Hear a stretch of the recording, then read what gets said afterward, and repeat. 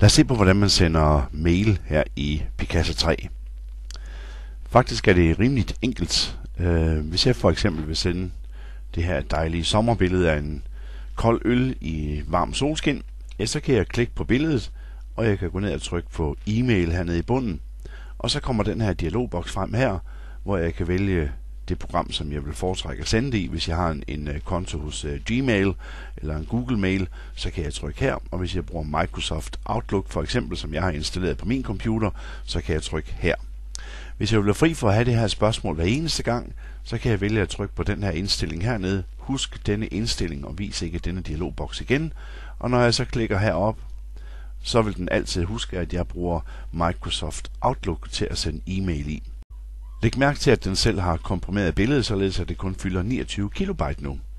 Og når jeg så lige trykker en adresse ind herop, jeg kan for eksempel sende det til mig selv, og trykker send, så er det her billede her skubbet afsted til mig. Og det er måske reduceret fra at fylde 2-3 megabyte til kun at fylde 26 kilobyte.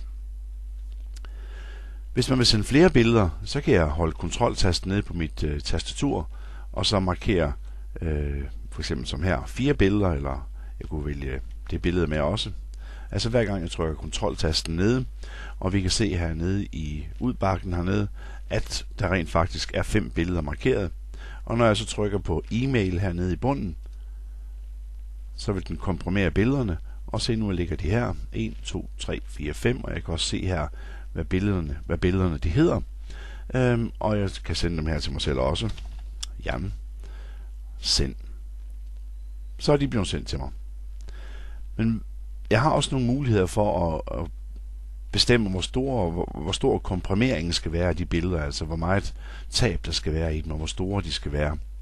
Og det gør man heroppe i værktøjer, i indstillinger, og her kan jeg gå ind under e-mail og beslutte, hvor store billederne skal være. I det her tilfælde, der er det sat til at have en bredde på 480 pixel, men jeg kunne sagtens sige, at de skulle være større, for eksempel 1200 pixel brede. Og det er sådan set det, der skal gøres. Jeg trykker anvend og OK, og så kan jeg markere et billede herinde og et billede der, og prøve at sende det billede nu ved at trykke på e-mail.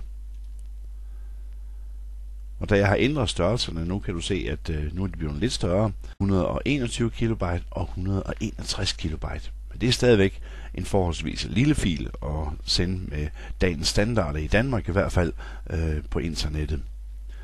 Så jeg vælger en adresse igen. Defeat og send. Og det er faktisk, hvad der er at sige omkring at sende e-mail, sådan som det grundlæggende i hvert fald her i Picasa